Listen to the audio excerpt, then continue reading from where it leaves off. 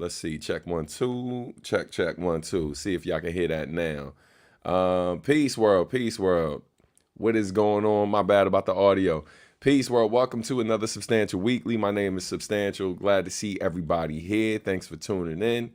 Shout out to everyone in the chat. Yeah, man. Last time I was in here doing my thing and stuff, my daughter was in this joint too. And so she was messing with the board.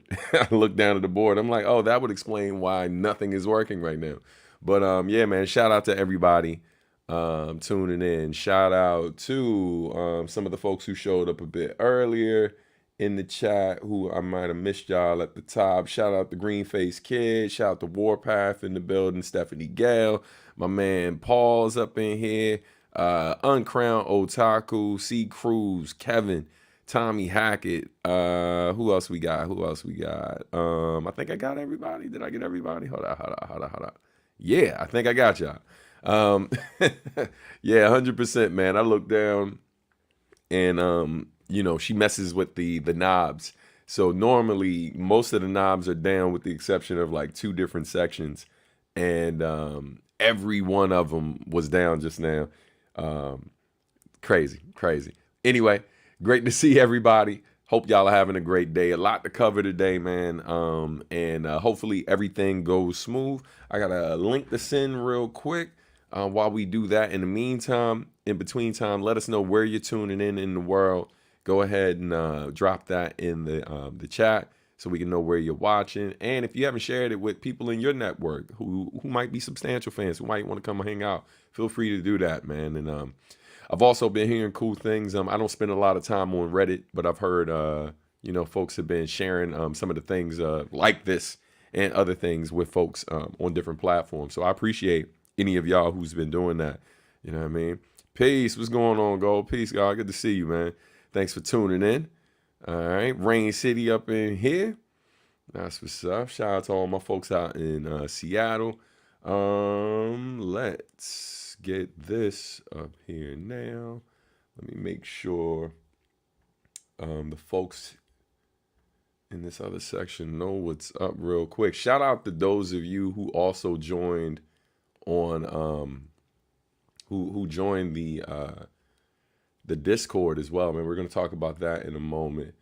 I'm just trying to make sure the other stuff, there was something I set up to go through that did not go through, so I'm trying to make sure everybody on the other side of things knows what's up too. My apologies. Shout out to Marcus D as well. We will be talking about the new joint with him, which has been out for a little bit now, but definitely want to make sure that if you don't know, you know what I mean, you are brought up to speed. Let's drop that there. Go gadget. Boom. All right. So, did that work? Yes, it did. All right. My apologies, y'all. So let's see. Who else we got up in here? Speaking of Seattle, Marcus D with new music. Yes, always a dope thing to see.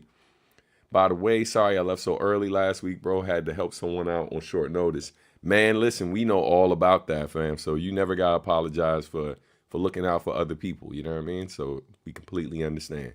But make sure, boom. Oh, by the way, there is construction happening directly above me. So if you hear any weird background noises, like you hear something that sounds like my phone going off or whatever, because I've already heard it twice, that's actually a drill happening right above me in the place above us where we live. So yeah, it is what it is. Just giving y'all a heads up. I promise it ain't other things. But yeah, man, let's bring this up on the screen right about now. Hold up, there it goes. All right, let's go ahead and jump into some things. Go gadget. All right, so first things first, if you haven't done so already, man, please consider joining the Discord. We are 59 deep, so our next milestone for Discord is to hit 100 members, man. We are on our way. Also, let me know if you join and you're a Patreon member. I will be verifying all of the folks who are Patreon folks. I got to make sure it's connected over there, but you will get, there's certain things that I'll be posting to Patreon that will also be posted in a specific area on Discord as well. So that way, if you're a person who prefers to capture, prefers to see the stuff on Discord versus spending your time over on Patreon, but you currently are signed up for Patreon, that's fine. Just let me know, how you feel about that, because that's something I'm definitely going to put in place before the weekend is out. In a second, I'm going to be telling you all what's happening this weekend, because it's a big event going on, man, that I'm excited to be attending, and I definitely want to make sure y'all know about it. So if you're around and you can come through, I know it's last minute for some of you, but it's going to be a good time. So we'll talk about that in a second. But once again, if you are on Discord but haven't joined the server yet, please join us on the Subway, the Substantial server. Shout out to one of our own. Shout out to Aria, aka Happy Emoji. I said emoji. Happy Mochi. That set that up. I appreciate all the hard work, sis. You're a godsend. So thank you so much. Yeah, man. And she's a part of our community, so she definitely looked out. But yeah, make sure you sign up for that. If I seem like I'm all over the place today, it is because I am. Whole lot's been happening. But before we keep going down the slides and all of that, let me bring something else up too. Give y'all a quick update. Marcus D might be popping up in the chat at some point in time too. And funny enough, the thing that Greenface Kid just asked about is exactly what I was going to point out. So a couple of things that are happening behind the scenes that I wanted to point out before we jump into the other things happening. So first and foremost, I wanted to give you all heads up. So one, I'll be linking with AJ Rios over the next couple weeks that go ahead and finish up Adultish 2.0. My goal is to make sure Adultish 2.0 that has all the remixes on it, a couple bonus tracks, maybe an updated version of an older track that came out and was actually on the Soundtrack for Fatherhood album that I originally mixed myself, but I'm thinking about having it remixed.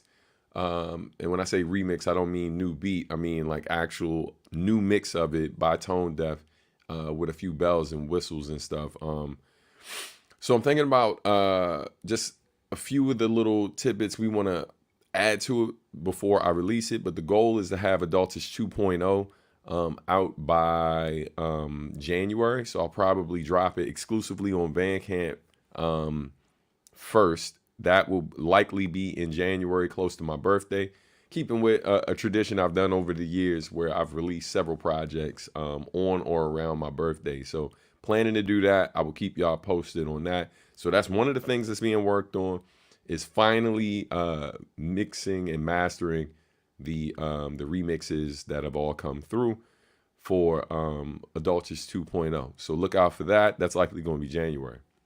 Before January gets here, though, in December, Marcus D and I, we had our meeting talking about upcoming shows that we're planning to do in Japan when I go back out there in December. And we're also talking about the next Bop Alloy album. So that's the full album. Our third official album will drop next year sometimes. I can't give you a specific date on that, but we are going to finalize the recording of it in December. And on top of that, in December, we're also going to be dropping the Winter Breaks anthology. So we're going to drop a version of Winter Breaks that has Winter Breaks 1 and 2 together, along with one bonus track, which is from Stephanie Gale. Y'all are familiar with her song Step Into the New Year or Walk Into the New Year. So that's going to be on there, along with a new track that we are quietly working on that will be done in time to come out with it in December. So you got some new Bop Alloy, a new song from Bop Alloy with some old songs. The Winter Breaks official anthology. We're trying to get some exclusive artwork, some new artwork completed for that as well. And that will be coming out in December. So look out for that. On top of that, more Marcus D, always a good thing. We can clap it up for more Marcus D. You know, yeah. So Marcus has produced an EP for the homie Javier Starks. For those of you who don't know Javier Starks, he was featured on the song Lost Touch from my album Adultish, which is out right now. That song features me, Javier Starks, Uyama Hiroto, and Shingo too. So if you haven't heard that album yet, you're sleeping, and you should probably fix that. But yeah, definitely look out for more music from Javier Starks. He has a project that dropped earlier in the year, which is on streaming platforms right now, as well as a long list of features. But most importantly, he's dropping something new. The entire EP is going to be called it's called The Boy Savior. It's actually for those of you who are fans of the TV show Arcane. If you're fans of the TV show Arcane, he's literally this dude. If you've ever seen Javier in real life or seen pictures of him online, he looks like an adult version of the character Echo from Arcane. So years ago, when the show came out, I hit him up and was like, bro, have you seen this dude? And then I sent them a link. I was like, yo, you look like a grown version of this dude, man. Just minus the white hair. But they literally have the same hairstyle and everything. And on top of that, the character Echo rides a board. And for those who don't know, Javier Starks is the number one-wheel rider in the world for distance, like 40,000 plus miles on a one wheel. On top of that, he rides like a lot of e-vehicles, personal electric vehicles, and is heavy in that space. So definitely, man, this dude is so much like the character in terms of appearance and that particular side of him. It was crazy. I was like, man, you bare minimum, you should cosplay it as this character. And so that's something we've been quietly working on this, the cosplay side. But then we start talking. I was like, man, it'd be dope if you did a project, like if you were rapping from the perspective of this character. And so, so he started putting it together. We hollered at Marcus D. Marcus agreed to produce it, sent us some beats. Javier picked out all the beats. And just this past Tuesday, he recorded the last song for it. Now we're just waiting on features to send in their pieces. We got DJ Vega, who's known in the anime scene, in that community and stuff for putting up sick like scratch routines and stuff like that, connected with anime and other pop culture stuff. So, yeah, dude, like the project is dope. It's 6 tracks. I'm featured on one of the tracks, dropping a hook on one of the joints. I engineered the whole thing. And obviously we represent, when I say we, I'm talking about Substantial Art and Music. We represent Javier. So you'll be seeing us helping him distribute it, helping network and create more opportunities online. And I'm happy to announce as well, for those of you in or around Atlanta and those of you who attend MomoCon, we will be at MomoCon next year. So you'll get to see him and me perform some of this music live and more. But yeah, man, so that is super exciting. That's one of the things that has been cooked up behind the scenes as well, is this project we've been quietly cooking for a while, man. So on Substantial Sundays this month, at the end of the month, when I do the new episode of Substantial Sundays, I will make sure that I play at least 1 or 2 tracks from you. Maybe I'll see what he's up to that day if he's in town. Like he's at New York Comic Con right now. But if he's in town, maybe I'll have him drop in and we'll play the joint. But we'll pause on that for a second. And because, ladies and gentlemen, of course, we always have dope people in the chat. But every now and then we get lucky and celebrities come through. You know what I mean? Legends, living legends just come through the chat. Shout out to Marcus D. One half of Bop Alloy, Also, shout out to Steph. Also, I have an idea that I need to talk to you about Substantial. All right. Hey, sis, always down to talk. Also, shout out to both Steph and Marcus D. Hopefully, y'all will be hearing from the Recording Academy soon. I recommended you both as potential members of the Recording Academy. I sent that email yesterday. Was meaning to hit y'all personally, but y'all are here, you know what I mean? And let the public know. So if y'all see them post in the future that they are official members, God willing, it's because, you know, I put in the word. It was like, man, we need to snatch these folks up. You know what I mean? What a collab indeed, man. I think it's going to be dope. I think it's going to be dope. Marcus, I got to send you the roughs. I'm still waiting for two vocalists to add their parts. So once I get that, I'm going to send you all the roughs together so you can hear what we got, bro. Because Marcus has only heard, like, I think 1 or 2 of the tracks so far. We've been keeping it quiet. You know what I mean?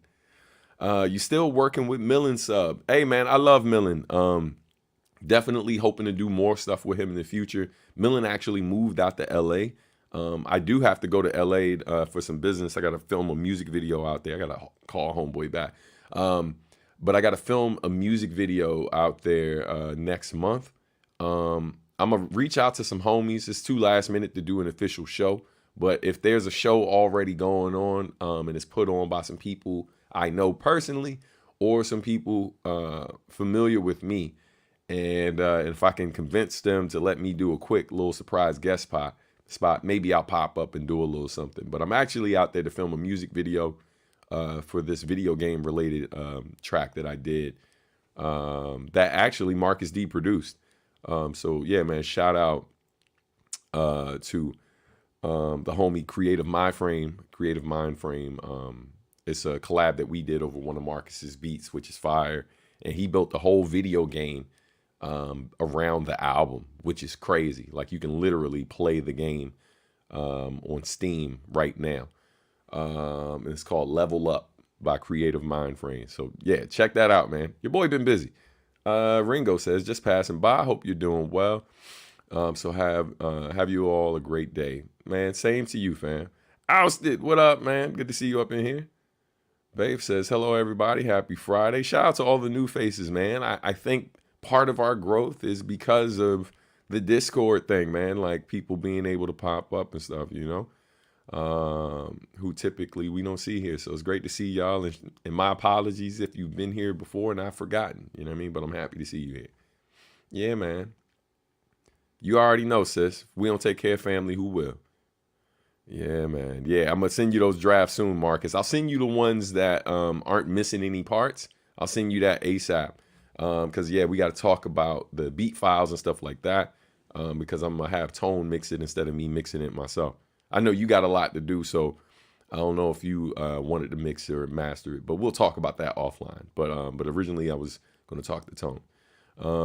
Where is the link to the server? The link to the server is in the description, or at least should be in the description of this video. But if it is not, let me grab that real quick, because that might be me slipping.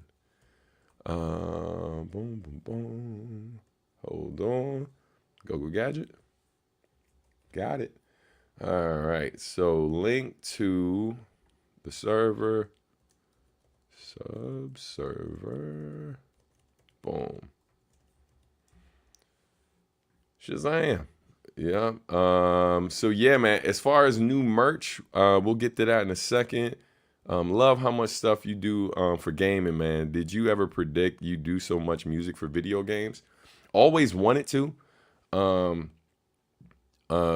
You know, and man, shout out to Tone Deaf. You know, like, we were part of the Game Over 2 project. He was a part of Game Over 1 as well, I think.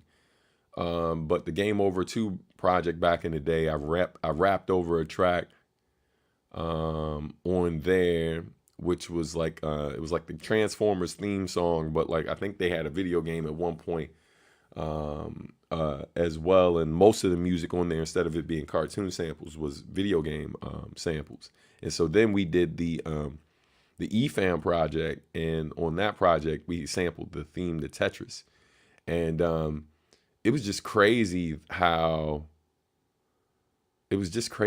like that popped off, and the response to that. And we used to always get compared to J Live because of that song he had, Them That Know.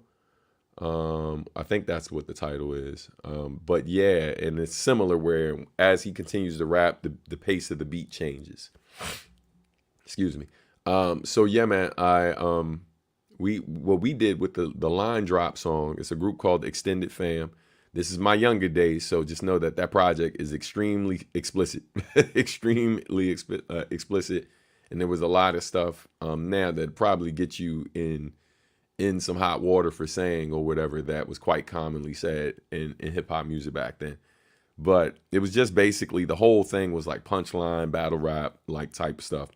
And but our version, our song called Line Drop, we sample Tetris. And just like when you play Tetris, the more lines that fall, the more lines that you complete, the faster it gets.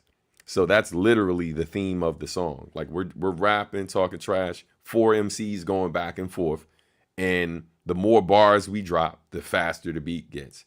So it speeds up toward the end of the first verse, and then it switches from a boom bap beat into a bounce beat. And then as we're finishing up the end of the second verses, it's speeding up again, and then it switches into drum and bass. You know what I mean? And really clever, really clever track. So Ousted asks, do I have any new merch up? Now, it's funny that you mentioned that. Let me put something on screen. So now this is still in the test stages, but I'm gonna show it to you anyway. It's like the live is gonna be up here twice, so just bear with me. Share screen. We'll go there. All right, let's bring this up. Okay. All right, so if you peep here, right, this is actually right directly under the live right now. You'll notice that I was able to finally put merch directly on to YouTube. So I will give a disclaimer though, right? This is like a test drive right now. I used to use this company a long time ago. Like any of you who've ordered merch from me in the past, and when I say the past, I'm talking about pre like 2008, like maybe 2007 and before, I used to exclusively use Spreadshop. So what I noticed one day when I was uploading stuff on YouTube and updating the YouTube, I was in the monetization into the monetization section and noticed that there was an option to connect Spreadshop. So when I saw that, I was able to log into my old account and successfully merge the two sites. Now, the disclaimer is that I haven't ordered anything from them yet, so I haven't received any samples of this. So any of you that have ordered stuff from me in the past few years, right, like post Spreadshop, the feel of this stuff might be a little different than what you've been getting from me, which I typically use Printful for. And certain items, I have an actual manufacturer that I work directly with here in the DMV. So the disclaimer is that, you know, I'm still early stages with getting back with Spreadshop. I'm still using Printful for all things that come directly through my website and certain things that come through Bandcamp as well. And I will eventually be adding some of these items on Bandcamp. So I say all that to say, if some of you like what you see and you want to test it out, that's cool. But just take it with a grain of salt. Just keep in mind, like early stages, still gotta test drive some of this stuff.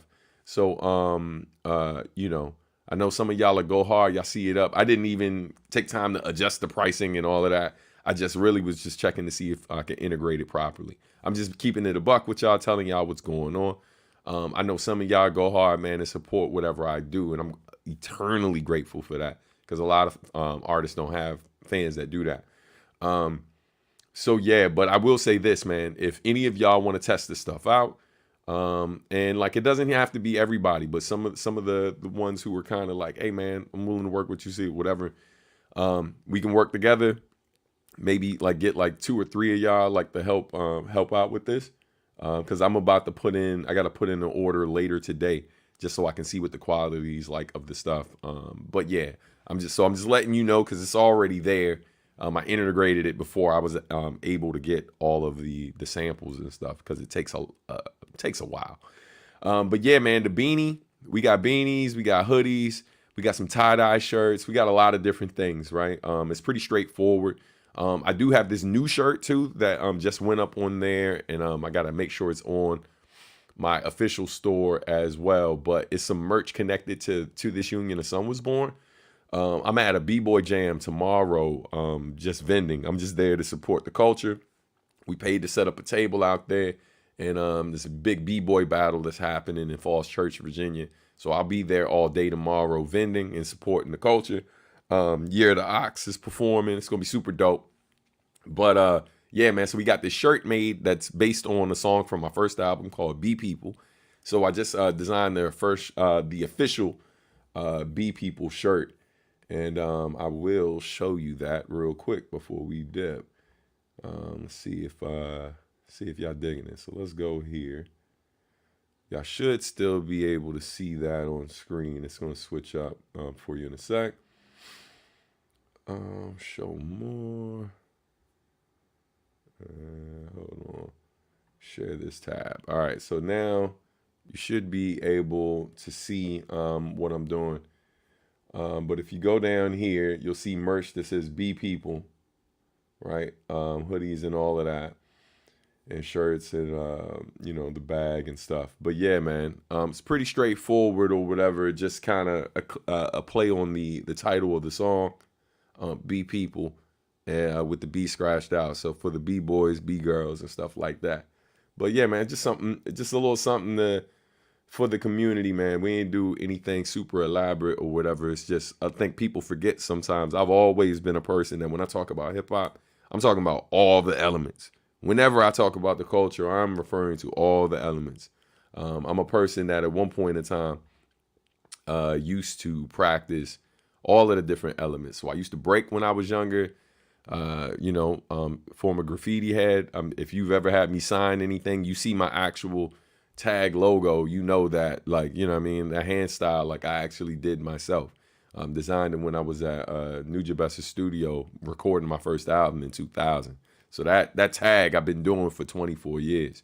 But before that, I was doing walls, all of that since I was like 14, 15, before I stopped. I got caught up or whatever and almost got kicked out of my home. So had to keep it on the paper. That's what I was talking about in the song.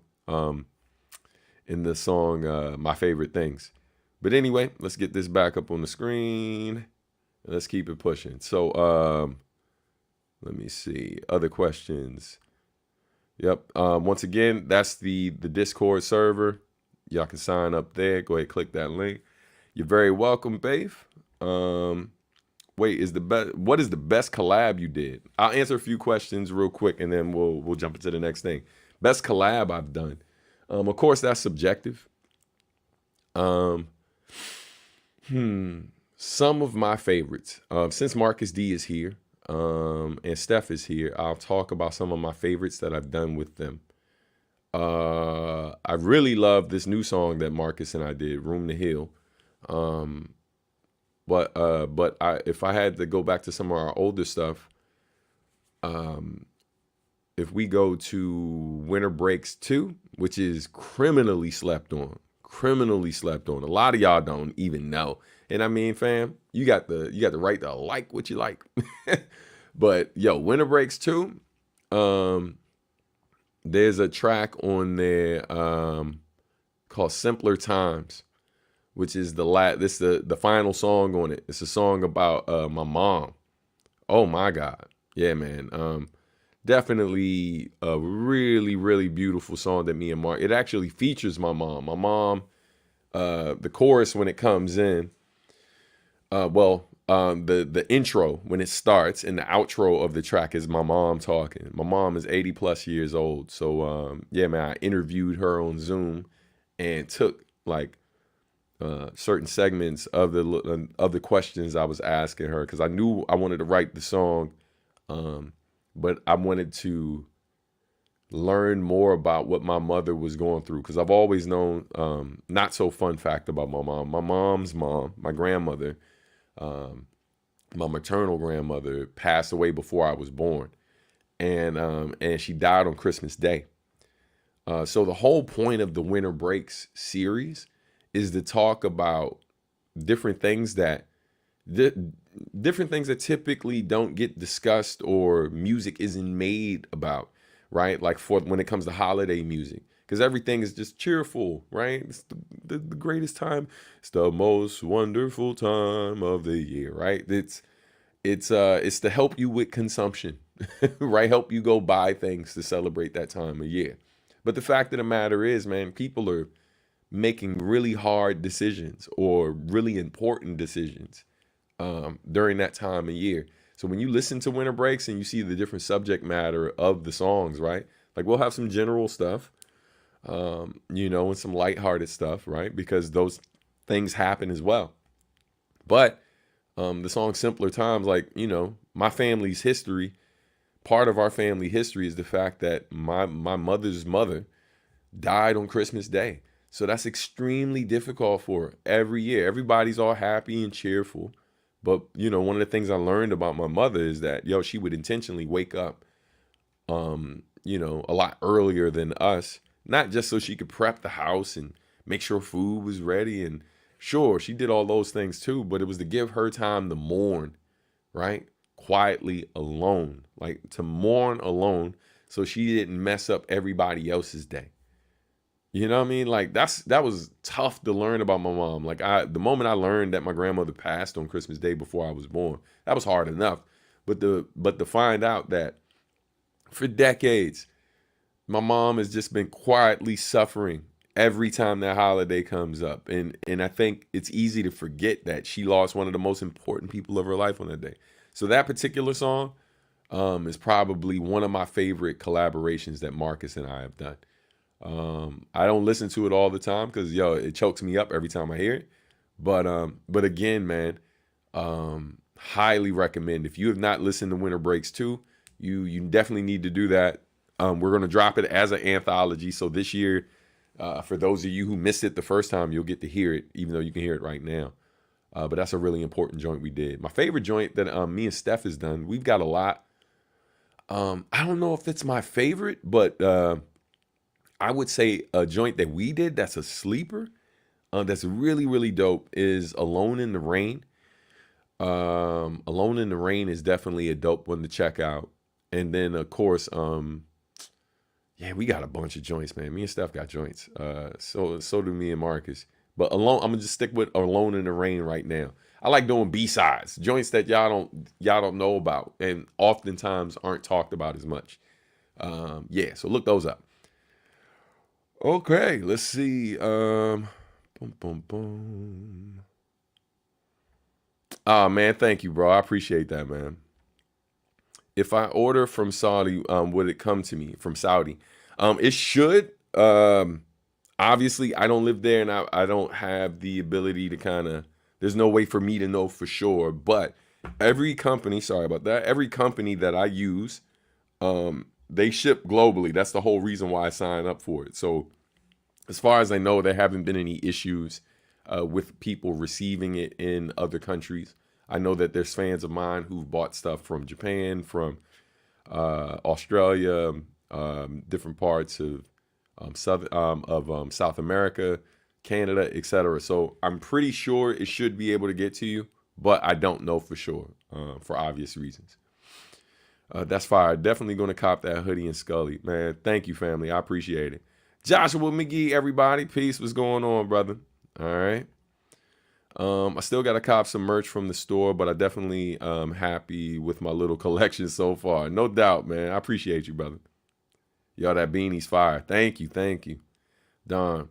Out of the traffic and at work. Okay. All good. That B people joint is fire. Gonna have to cop that too. Thank you, family. Still mad. I can't get the shoes because of my wide ass feet. But I know you made wide if you could. Yes, I absolutely would, fam. If it was an option, I definitely would. Let me know though.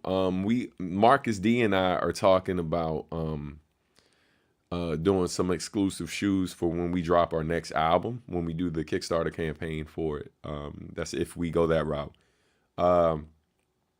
And so we were looking at a couple different shoes. So let me know. Like we were looking at Jordans. I know Jordans are typically narrow, or going the route of just doing dunks, which would make it so they're not as expensive.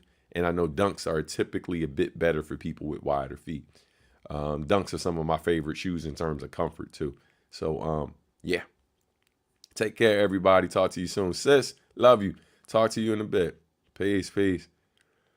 Let's see. I think we're all caught up. Glad to see some familiar faces here today.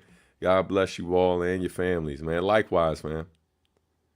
Sounds good. I'll check it out. Thank you in advance. On the subject, your song, What Is It Without You? Hey, another one.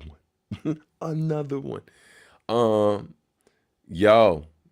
Yeah, man. From Winter Breaks 2, I'm telling you, if you have not listened to Winter Breaks 2, or you're one of these people who's like, oh, I like the first one better. Of course you do. You know what I'm saying? We usually like the initial introduction better. And there's nothing wrong with that. But sleep on that joint if you want to. There are some joints on Winter Breaks 2. That particular song, What's It Without You? Yeah, man. Part of what I talk about in that is experiencing the pandemic and not being able to see my mom during that period of time. My mom's 80 plus years old, so we easily could have lost her during that period of time, and not being able to physically see her and stuff, and helping, family trying to help her with technology so we can stay in touch and she can actually lay eyes on us. And then, my man T. Lucas, who kills it on that joint, he lost his dad around the time we did that joint. And around the time I asked him to guest appear on the track, I knew he had lost his father. And I told him what the theme of the record was. And I was just like, yo, I know this is deeply personal to you, but I thought that this might be a good opportunity for you to share some of those feelings, work through some of those feelings and stuff. So it's part of the reason why I was hoping he would be willing to get on it. And his verse is amazing on that joint, man. Shout out to T. Lucas. And shout out to Pismo, who, makes everything better. He's like Steph in that way. Pismo, voice on the track, instant classic. The whole catalog is fire. Thank you. We do what we can. Would love some dunks. Yeah, see? What's It Without You was the only year I've been away from my family at Christmas. I sounded real hood at Christmas. It was the only time I was away from my family at Christmas. Couldn't travel because of COVID. Yeah, definitely tough times. Yeah, man, that's what that track is largely about. The best song is Our Message. That bar, trying to be the person that I needed as a youngin'. Yeah, man. That's based on this quote from this woman whose name escapes me right now. I think I listed in my long bio on my website. But yeah, she was like, be the person you needed when you were younger. That quote has always stuck with me, man. And so I think part of the reason why I teach the different types of classes that I've taught over the years, like hip hop and art related stuff, is definitely because, man, the classes I took, I know how much I benefited from those things. But I also remember periods of time in my life where I didn't have access to those resources, and how much further along I would have been had I had access to those resources sooner. So I try to offer those resources whenever I can. A servant for my people and a beacon for my folks. Yeah, come on, dog. Hey, man, thank you, man. Hey, sometimes, you be out here, I'm like, am I just speaking to myself? I hope people appreciate what I'm saying. And I appreciate you for appreciating that, man. Like, yeah, I definitely had fun writing for that, for Winter Breaks 2. Always understand, does your mom listen to all your music? What's her favorite? My mom does more than just listen to my music. My mom actually, when these were on Facebook as well, which I'm a little sad about that they're not on Facebook anymore, but my mom would watch these. Like every time I go live for Substantial Weekly, my mom would watch it. And she even, man, if you go on my Facebook page, you go through some of the comment sections, you'll see my mother commenting on some of the stuff, which is crazy, fam. But yeah, she listens to some of my music. I don't know if she's ever told me she had a favorite, because it's not like she listens on a regular basis. I think one of the albums of mine she listened to the most, which is crazy, is my first album, because it was at the time where she was still driving on a regular basis. She still drives now, but not as much. But at that time, the CD players were still in the car. So, man, like between that and Sacrifice, those are probably the ones she listened to the most. And yeah, man, my mom used to not only keep those CDs in the car, she would, I think when I was in, what was it, Black Beat magazine or something like that? It was like one of these urban magazines I was in, where I had a full 2-page spread in an American magazine, which was crazy. So I was able to go to stores, cop a few copies. So I copped some so I'd have it. I don't know what the hell mine is now, but then I copped some so my mom would have it. Those were always the priorities. Like anytime I made a magazine appearance or whatever, or was featured in a mag, I'd always get 2 copies, one for me, one for my mom. And my mom literally would drive around with my CD in the car and the magazine, like right between her seat and the little console thing in the middle. And anytime somebody got in the car, she'd be like, look at my baby. You know what I mean? But yeah, man, shout out to mom. Hey, it's been a while since I've been here. How's everyone? We're good, man. Hope you can say the same. That is a beautiful quote, man. Thank you. We belong to each other at the end of the day. The song Think Different with Nujabes really helped me through life and changed the way I see how people think. Yeah, definitely, man. I appreciate that, family. That's so dope. She supports you so much. What a real one. 100%. Favorite sport? My favorite sport growing up was football, which is crazy because I don't watch it anymore. I stopped watching it probably about a year or two before the whole kneeling stuff with Kaepernick started happening. I had already stopped watching it, largely because I had an issue with the Washington football team, with the Washington Commanders. I had an issue with their name. Before that was made into a thing and they finally got pressured to change it, as they were my favorite team growing up. And then as I started to learn a bit more and understood what the name meant, I had a problem with the name, so I stopped supporting them. Luckily, even though I'm from Prince George's County, which is close to DC, hence the whole Washington Commanders support, my father's side of the family's from Baltimore. So when Baltimore finally got a team, I was a go hard Ravens supporter. Man, I was living in New York the year that the Ravens beat New York in the Super Bowl. I talked so much trash. Man, listen, every one of my friends in New York who loved the Giants, bro, hated me that day. You know what I'm saying? I talked so much trash. But part of the reason why I stopped supporting was their mishandling of the Ray Rice situation when he was beaten on his lady, and that clip went viral. And later on, it was found out that staff members of the Ravens knew they had already seen the video, and they were trying to cover it up in order to help this dude keep his career. So, I've had some issues, had some major issues with that as a person who literally was witnessed my mom go through domestic abuse, and one of my sisters as well. So watching that video was extremely triggering for me. So yeah, man, so I stopped supporting them. And at that point, my 2 favorite teams. So I just stopped watching in general. And I would say, I think it was like a year or 2 later, the Kaepernick stuff happened. And of course, I didn't love a lot of people's reaction to that. So that just made it even easier for me not to watch it.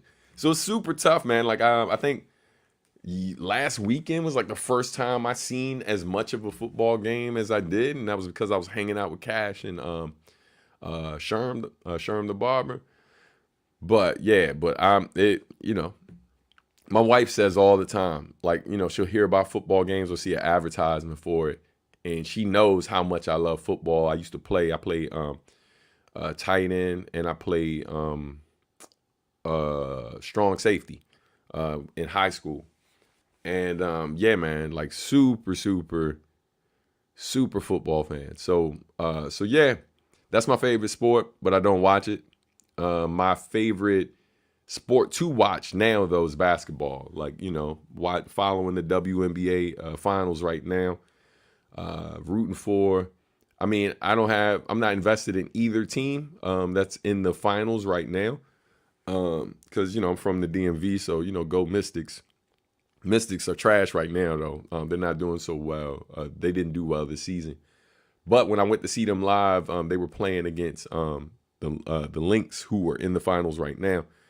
So I like the Lynx, but for the sake of history, I want to see the Liberty win the WNBA finals because they've been to the final. Most of y'all don't know this, but like I've been watching it. I've been on the WNBA for a while, but I don't typically come on here and talk about sports. But like a lot of people who know me, of course, my wife and my kids, they know. Like I be in here watching games all the time. Watching the highlights, following all the players and stuff, even before all of the Angel Reese and Caitlin Clark stuff was going on. Like I knew about Juju Watkins. I knew about her and Angel Reese probably like 4 years ago. Like watching them play in like parks and stuff, watching like videos of them competing, watching Queen of the Court online, like just kind of watching a lot of women in basketball. So because I love basketball in general, I love watching it. So I watch the men and the women play. And the women joint a lot of times is oftentimes a bit more competitive, and it feels like old school basketball a bit more, less flash and stuff, and like a lot more grit. Like the women be playing hard, bro. And so yeah, I really love watching them play. But as I was saying about the Liberty, I kind of hope that the Liberty pulls it out. They only pulls it off. They only got one more game to win, and if they do that, this will be the first time in the Liberty's history since the '90s that they finally win. And they've been now 5 times to the finals and have never won. 5 times going to the finals and never won. So if they win this time, this is their 5th time. If they win this time, it'll be the first time in their history. And for a long time, for the last few years, them and the Las Vegas Aces, they've been like the 2 main franchises in terms of like big draw. You know what I mean? Prior to Caitlin Clark and Angel Reese coming into the league. And this whole rookie class was crazy. It's just those 2 get the most hype. But yeah, man. Anyway, this ain't a sports show, but yeah, I definitely follow basketball real heavy. All right. Y'all got me off topic like a mother. There's a whole bunch of other stuff I'm supposed to be talking about. I'm only on slide number 1. What kind of football? Oh, my bad. I forgot. International hip hop artist, Substantial. I was talking about American football. Thank you. Not the OG football, not the real football, but American football. Bro, when Sherm and Cash would go on about football on Substantial Sundays, your reaction always had me dying. I'm in the same boat, honestly. I just support my home teams, but don't really watch. Nah, I feel you. Seahawks use a logo inspired by our indigenous Coast Salish. Salish? I hope I'm saying that right.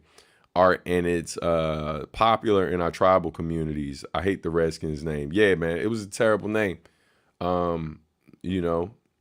Really, really terrible name. And unfortunately, I didn't really know what it meant until I got older. I just don't like the NFL though. Yeah, man. It's I'm not gonna lie though. The only thing that I watch probably every year from the NFL is I almost always watch the Super Bowl show. So either the day after, or I'll Twitter will be doing what Twitter does, and then somebody will say something about the halftime show, so I know it's on. So I click to watch the halftime show, and then I go back to whatever I was watching. And maybe the day after, I'll find one of these things on YouTube where they're showing all the commercials and stuff, because that's probably the thing I miss most about football. You know what I mean? Where they was there last year and lost to the Aces. Yeah, they did. I was watching that game right here, man. Shout out to Early. I don't know if Early is still here, but Early was here at the crib. He's like, "Oh, you're watching the WNBA?" I was like, "Yeah." He showed up right when I had the game on, and so I saw that happen live, bro. Watched them miss that last shot, and yeah, it was heartbreaking. It was heartbreaking for them. But I'm an Aces fan. I like Aces. I like both teams a lot, man. I think. Yeah, both of them teams are great, man. They're both of those squads are really deep, and they got some hoopers, man. Both of them got hoopers. Some of the best in the world. So yeah, man, they were really dope to watch during the Olympics too. Happy Friday, everyone. Happy Friday, sir. Same. I just do the Super Bowl parties. Word. Yeah, every now and then we'll get an invite for a joint, but it's like I'll be over. I remember going over somebody's house. and everybody's watching the game and stuff. And I'm like sitting near the steps. They're like, hey man, you want to sit on this side so you can see the stand? I was like, the game? I was like, no, I'm actually good, bro. Like, I ain't really watching it anyway. So, if somebody else want a better seat, take it. So yeah, man, I'll go every now and then, but after a while, people stop inviting you. It's like, I don't want to feel guilty. Like, I don't blame you, son. Anyway, let's keep it pushing. More stuff to talk about. We done went through an hour and I ain't talking about most of the stuff we're here to talk about. All right. So anyway, on November 7th, we're doing the last Sam Academy class of the year. Our music business courses taught by myself and also my business partner / wife, Rocio Etienne Robinson. Our final class is going to be focused on applying for grants and also teaching artist positions. So if you're a creative who wants to look for opportunities to find grants to support what you do, and those of you who are watching who don't know what a grant is literally money that is given to you by either the local government where you live, and sometimes the government of your country, like national.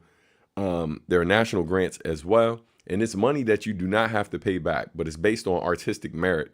So we're doing a whole presentation for the final class, just breaking down how to apply for grants, what you can use them for, how you can partner with organizations if you're not an organization yourself.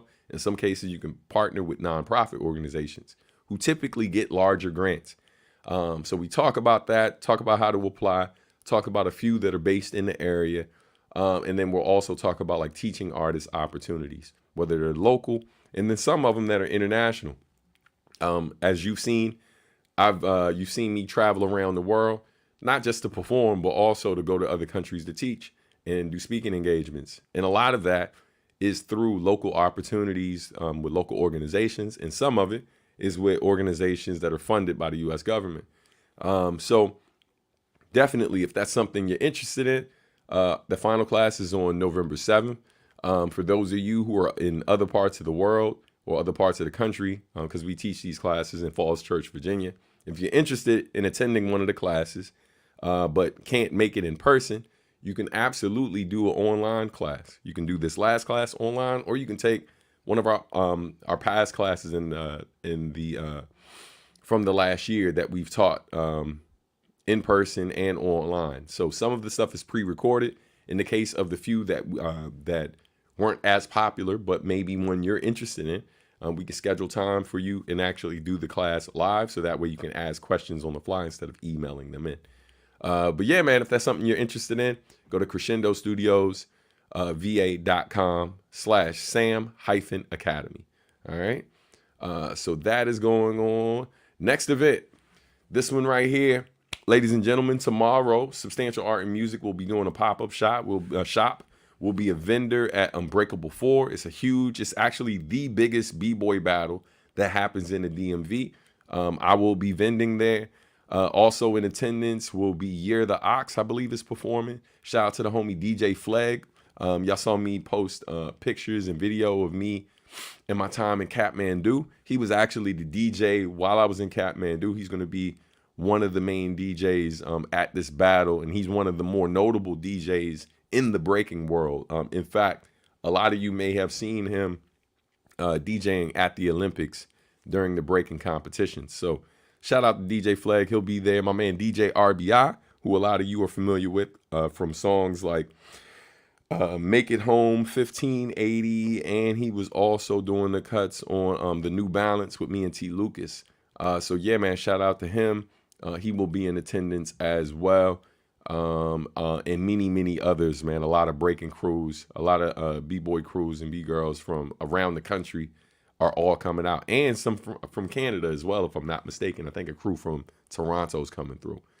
And, oh, man, forgot, man, shout out to the homie Monk who put it together. And also shout out to my homie Atomic Goofball, who a lot of y'all know from, I think it was the movie Step Up. Was it Step Up 2 or 3 he was in? Might have been Step Up 3. Atomic Goofball was in that. You've also probably seen him on TV shows like So You Think You Can Dance. And he was in my music video for My Favorite Things. So yeah, man, all of this is going down tomorrow, October 19th at Crescendo Studios, home of Substantial Art and Music and many or more. And we will be vending all day. So we'll have those Be People shirts, amongst other things like the Lo-Fi Mugen shirt. Yeah. I know, right? Hey, man, I'm happy to see it's back. Because for the longest it was not. So I'm happy to see the Nightbot back in effect. It was just weird, like because I hadn't logged into the account in a while, it just stopped working. So I logged back in, didn't click on anything. I just logged back in, and then it started working again. Anyway, let's keep it pushing. A reminder, new music out right now, To Make an Island of a Street Corner, streaming everywhere right now. Shout out to Anacaona, Rocio Milagro, amazing poet. Shout out to Mason Lieberman, AJ Rios, Stephanie Gale, Lizzie Blue, and Tone Deaf, all people who contributed to this amazing project. I did the bulk of the production, but some additional production came from some of the people I mentioned, as well as features. Yeah, man, really, really powerful piece. For those of you who love spoken word, check it out. If you're a person who doesn't listen to a lot of spoken word albums, this album might ruin them for you, because honestly, man, I felt that it was really special when we were doing it, and it's been dope to see the listeners reciprocate that. And yeah, man, I feel like it might be it's some of my best work in terms of my production, I feel, but I really feel like it might be one of the best spoken word albums out. And as somebody who doesn't listen to a million of them, I've heard my share, and I felt good about it before it came out. But seeing how people have responded to this album, and the book, because there's a book out too, seeing the response just kind of confirmed some of the quiet feelings I had. So now I'm being a little less quiet about it and just being like, yeah, I'm going to own it. This might be the best spoken word record that came out this year. It's not the only one that I've worked on this year either. Shout out to Ra Raquel Brown, who has a dope spoken word album out as well that I produced a track on too. So next week I'll be sure to plug that. I feel like I mentioned it one time before, but for those who don't know, I'll be sure to share that with y'all in case you missed it. All right, on that note, let's keep it pushing.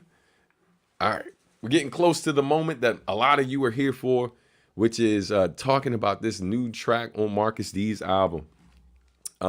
Marcus D's album is called it is called The Keeper. And oh my God, no, they're not.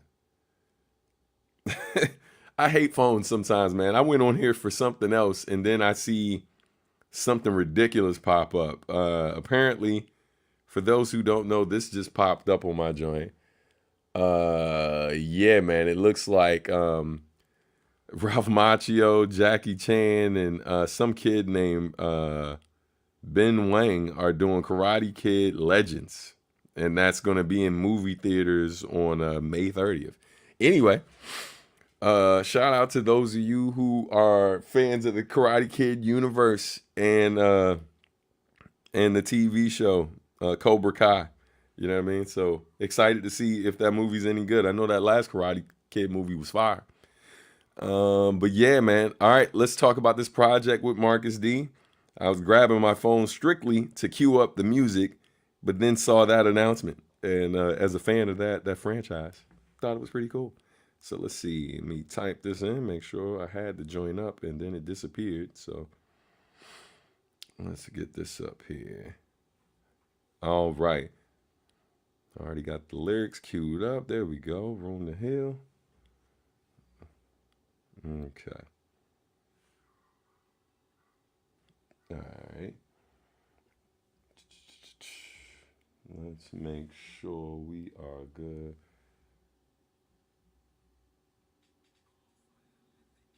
No.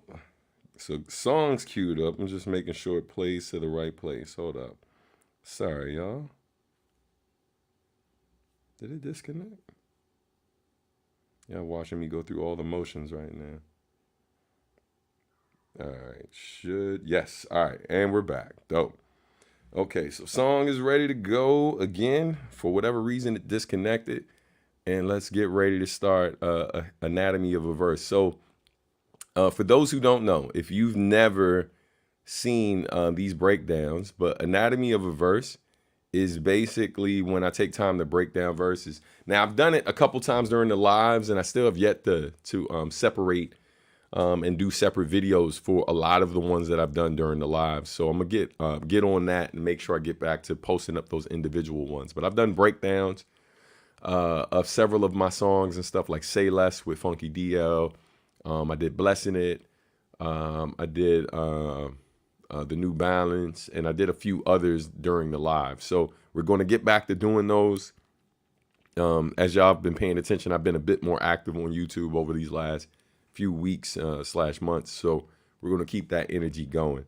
Let's address these. Yes, the album is fire. If you have not heard The Keeper yet by Marcus D, make sure you do that. Definitely have to give it a listen later on, 100%. Yeah, man. That Kid Legends Project is so oh man. I'm gonna give it a chance, man. We'll see.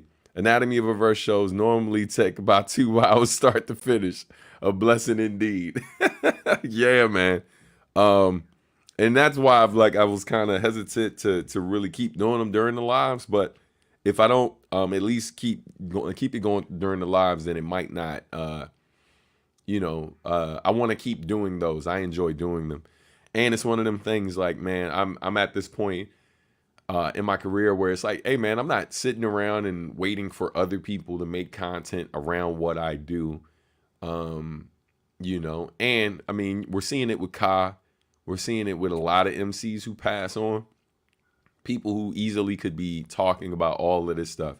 People who listen to it when the stuff comes out, but oftentimes doesn't cover it because it doesn't get them as much traffic as talking about other things would, until we're gone.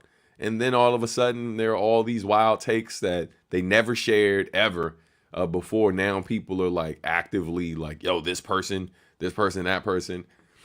And I mean, that's why, like, when Ka passed, you didn't see me do a ridiculous amount of posting. I was very familiar with Ka's music, right? But I love a lot of it, and then some of it is cool.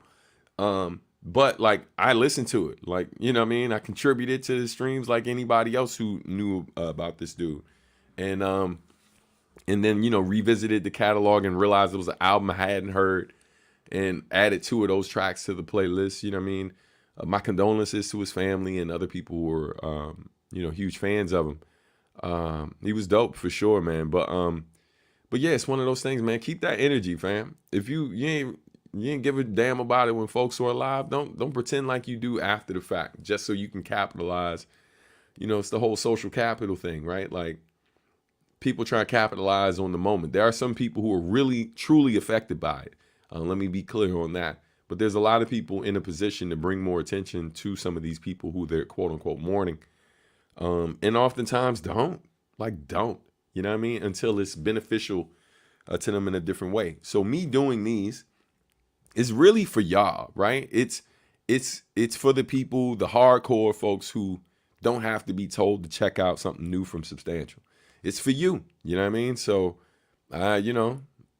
if it gets 20 views or 20,000, I'm good either way, because I made it for the real ones, the folks who were really here to support. And yeah, man, as opposed to y'all waiting to see a bunch of people do it way after the fact, you know what I mean? When they got some numbers they can get out of it. So let's jump into it. All right, let me set the screen up, set the mood, shall we? Hold up. Boom. Good old switch. Shout out to Marcus D for the amazing artwork for this project, man.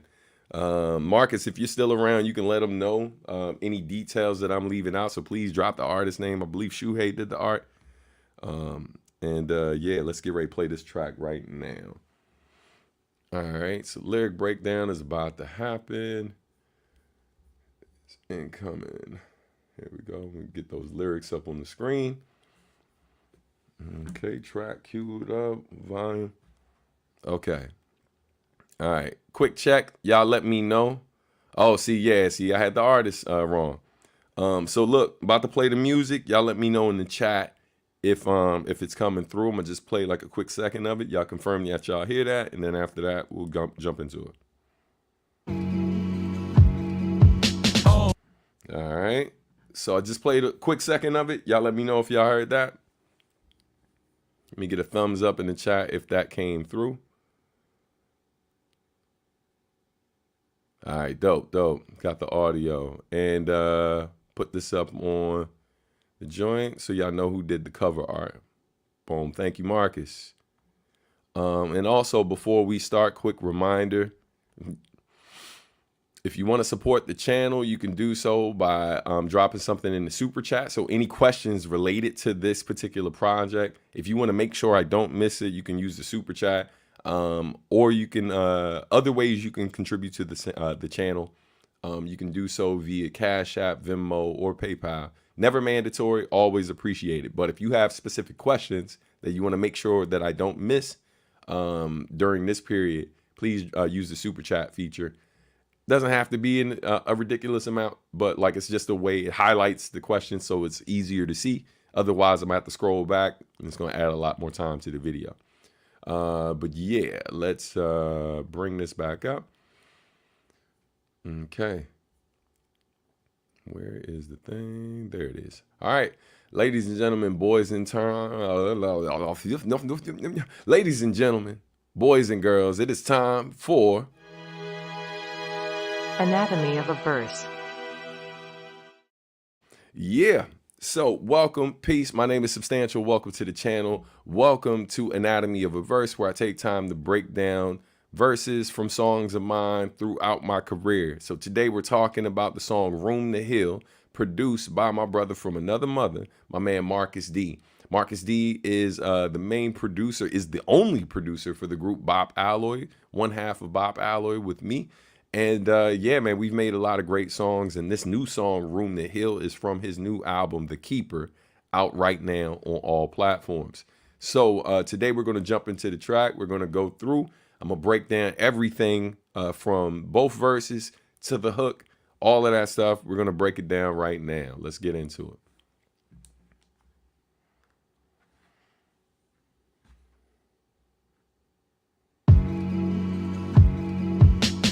Well, if it ends well, if it's never ending, then am I well. The clock's still ticking, so let time tell. Come to fill my bucket till my mind's well. Used to play my hand as if I knew the deal. Grinding like I was too cool to chill. Pouring out my heart until there's room to fill. Making space for love so that there's room to heal. Yeah. All right. So let's start with the hook. It says, all's well if it ends well. If it's never ending, then am I well. So out the gate, you know, this song, if you haven't figured it out and you've never heard the song before, basically this song deals with mental health, right? So, you know, all's well if it ends well. If it's never ending, right? Making a play on all's well if it ends well, right?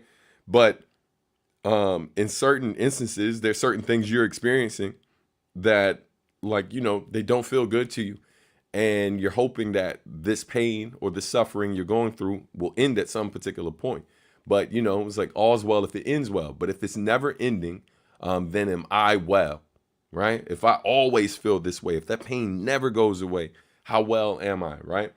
And so then the next bar, the clock is ticking. So let time tell.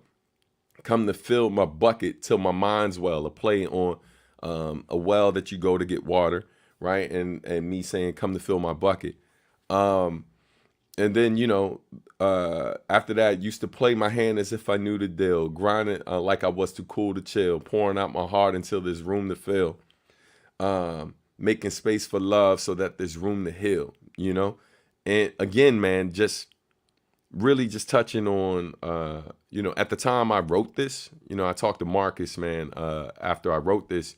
And I was in a really, really dark place around the time that I wrote this track. Like a lot of feelings and stuff, a lot of struggle, some personal struggle, some financial struggle. Like, you know, things where it was just a down moment. One of those moments where everything is not going smoothly at the same time. And so in those moments, man, it's really hard to be positive. It's really hard to be hopeful.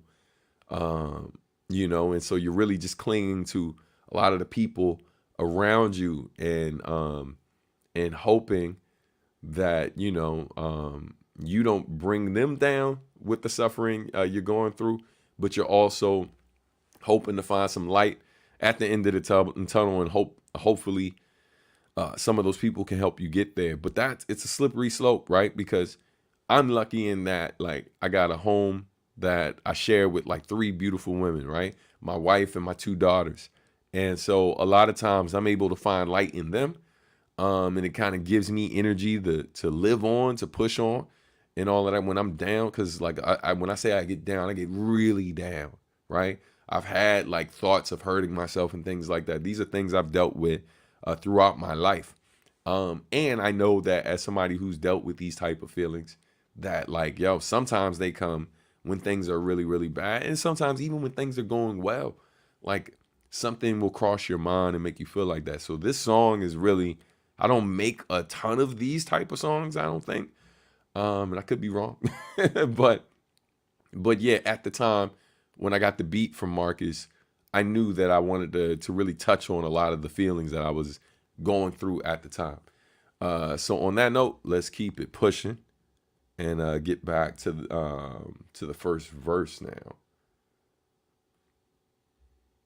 It's like I'm stuck inside a hole that keep on getting deeper by the second, yeah. Scared, tipping, scared everything I'm stressing might start outweighing my blessing, yeah. Yeah, so those first 2 bars, it's like I'm stuck inside a hole that keeps getting deeper by the second. Scaleless tipping, scared everything I'm stressing might start outweighing my blessings. And that right there is it, like that second bar, it's a really interesting feeling, right? That even when things are good for you, like sometimes, man, depending on where your mind is, there can be like one negative thing that crosses your mind, or something someone says, an interaction you have with someone, something that was left in the comment section. It could be all this stuff. And the perfect example of what I'm talking about is, and this is why I started getting in the habit of just like when people come with negative stuff online, I just don't have the energy or time to be fighting with people online. So it's like, I just delete it. They've already planted the seed in my mind, so it never really fully goes away. It's like always back in my mind. But if I leave it there, at some point in time, I'm going to feel the need to address it. And rather than give that energy in life, I'm just going to eliminate it. You came into my space. It's like coming into my home, not wiping your feet, and then staying in the carpet, right? I could leave it there and get in an argument with you all day and try to convince you to leave it. Convince you to clean it, or I could just go ahead and erase it, right? I can clean it up and make it like it was never there, right? I always will remember the fact that it happened, but I don't have to let it live it doesn't have to remain in my space day to day, right? Living rent free in my head, so to speak. But what I find is that what's interesting is that, man, you can be getting all of this praise and love, right? All of this praise, love, positivity, you could be surrounded by it. And all it takes is one negative thought, one negative comment, one negative, interaction, whatever. And it always amazes me how like people will literally shift all their attention and focus to that one bad thing, even if it's 2 to 3 bad things.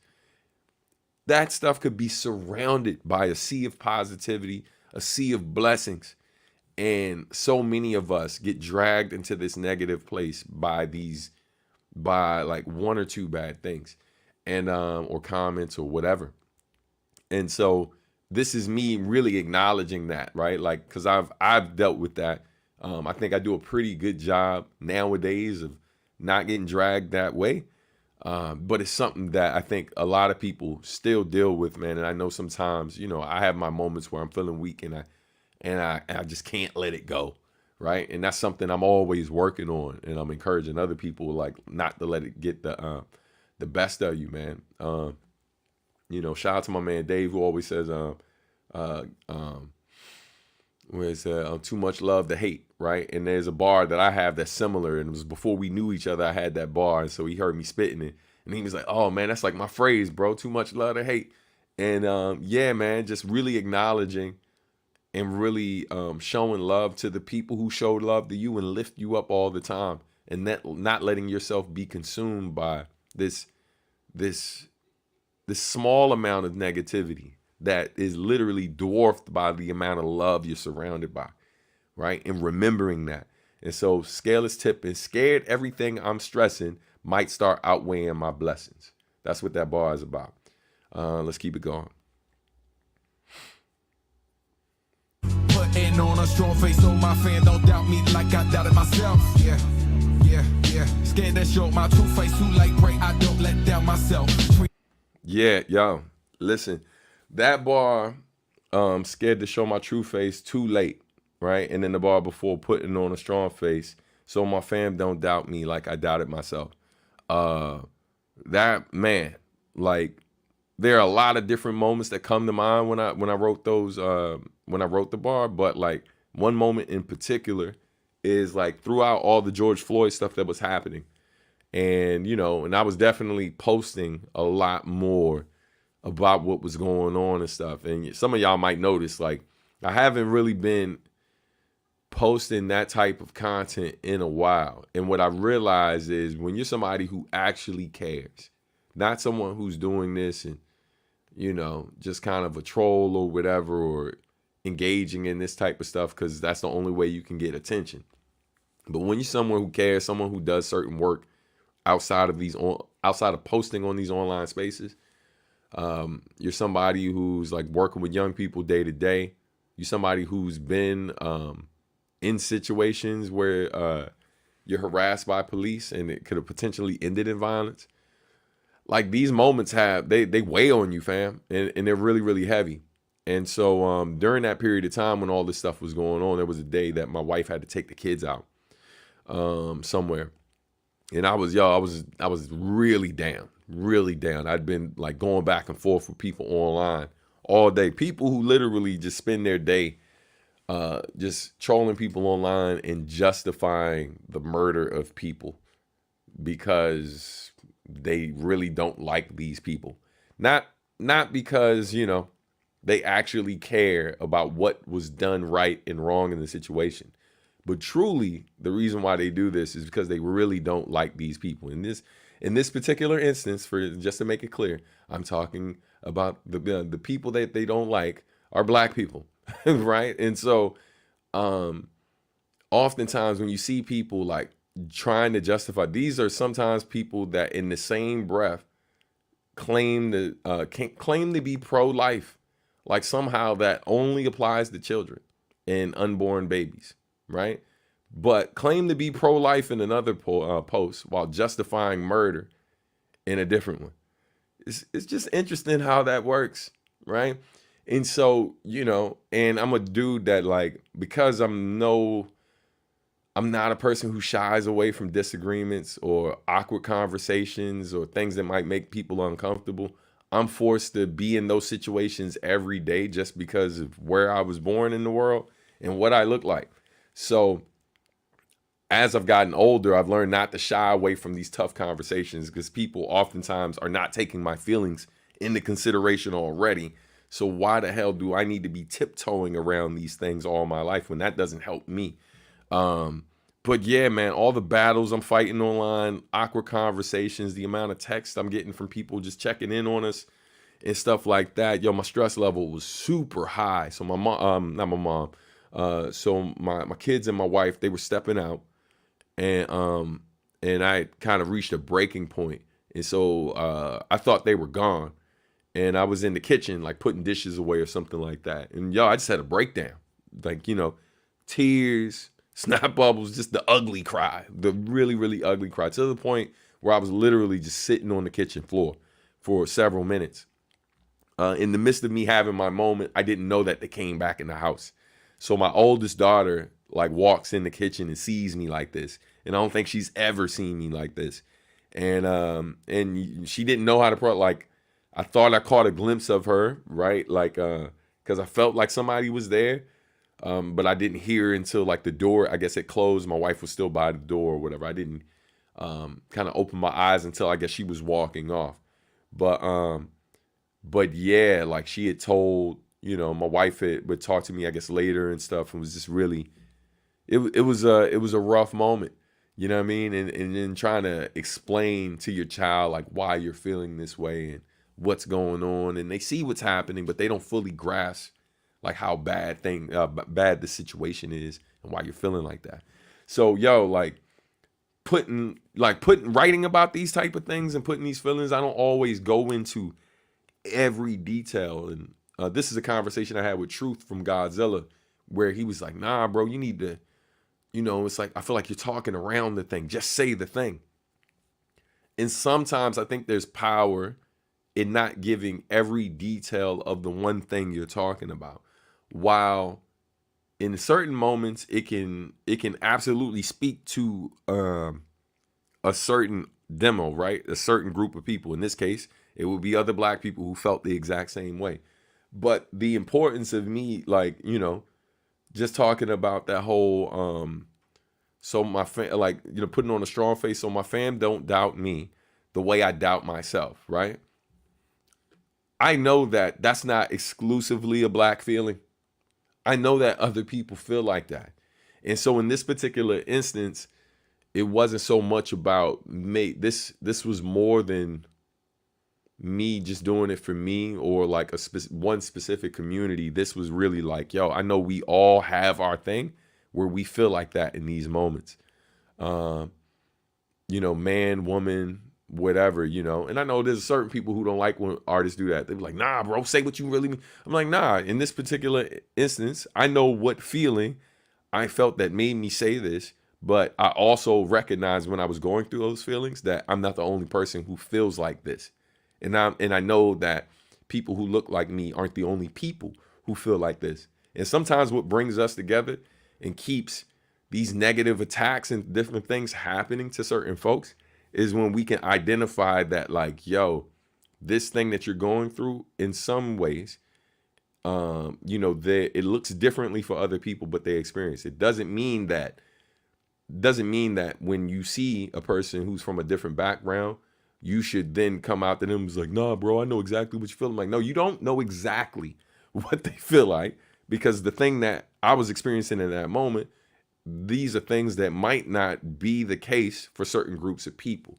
However, so you might not know exactly how I feel, but there are examples of you feeling a sense of self-doubt and then trying to hide that because people are depending on you. So now you were trying to keep that mask on so they don't see how you really feel in this moment, just so they don't lose faith in you, because you need their encouragement to keep going, especially when you're at your weakness. So at your weakest.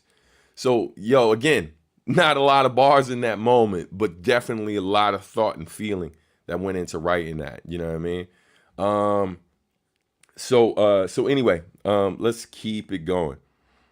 I keep thinking about what Josh said earlier. He's like, yeah, them joints always 2 hours. Shut up, Josh. All right, back to the bars. Like you're in the darkness, still you look at yourself like a monster. It don't matter how much you accomplish, still some days you feel like an imposter. Yo, those bars in particular, like the whole Adonis reference, treat it like you're an Adonis. Still you look at yourself like you're a monster. It don't matter how much you accomplish. Still some days you feel like an imposter. Basically, dealing with imposter syndrome. No matter how great you feel, no matter how successful you'll become.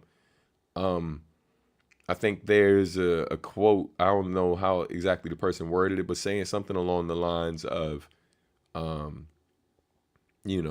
success and money doesn't necessarily, it doesn't always change people the way people think. It actually gives them more access to certain things. So in actuality, in some cases, it allows people to be more of who they are, whether that's bad or good. And so if you're a person who, are having certain feelings, and have been dealing with these feelings, like whether it's depression or other things, or you've been dealing with this most of your life, just because you get a ton of more blessings and success, these things don't just shut off and go away. You know, there's a ton of trauma that I've survived and other people have survived that like haunts you for a lot of your life. You know, I lost my dad when I was 10 years old. I think about that, literally had a tough conversation dealing with feelings around that as recently as last week. You know what I mean? Like, and I'm saying last week, was it this week?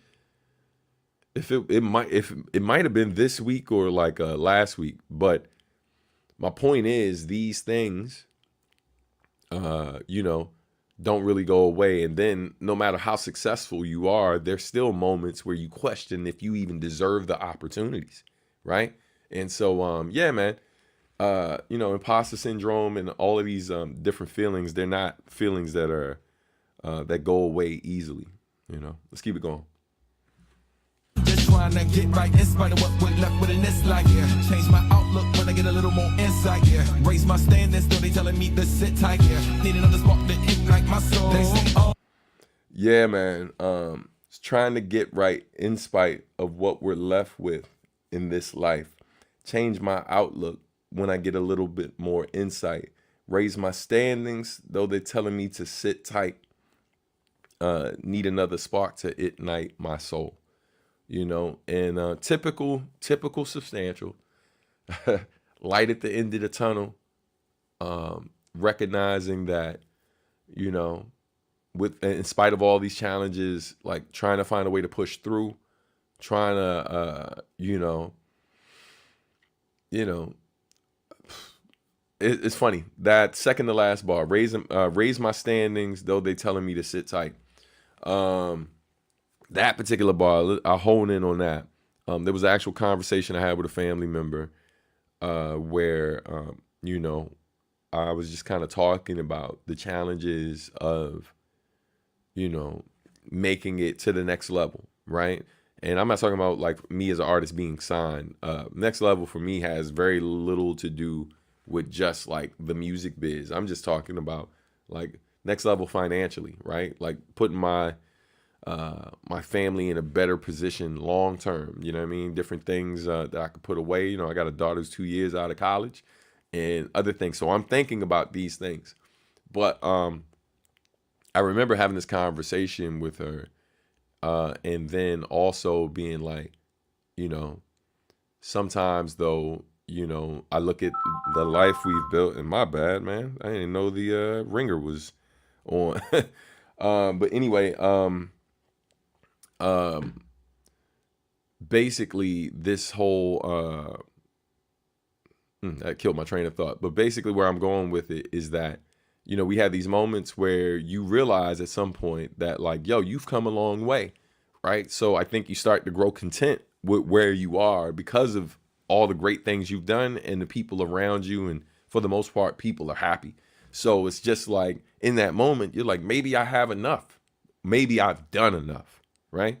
And then what she said to me, she was like, yeah, but you know, and I'm thinking about my kids' life too. And so she was like, yeah, but you know, as a parent, you're always trying to give your children a better life than you had.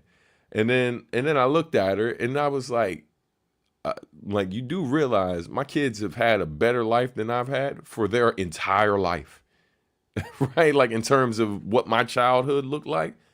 This is no slight at my mom and the job she did raising me, but in terms of how much money I've made, like during their, like while my children have been here, in terms of the amount of travel and opportunities my kids had, in terms of like the different classes and programs that they've been able to be in and stuff like that. It's not to say I didn't have those type of opportunities, but my children definitely have way more opportunities than I had based on what my wife and I have been able to provide. So I've already done that in some ways.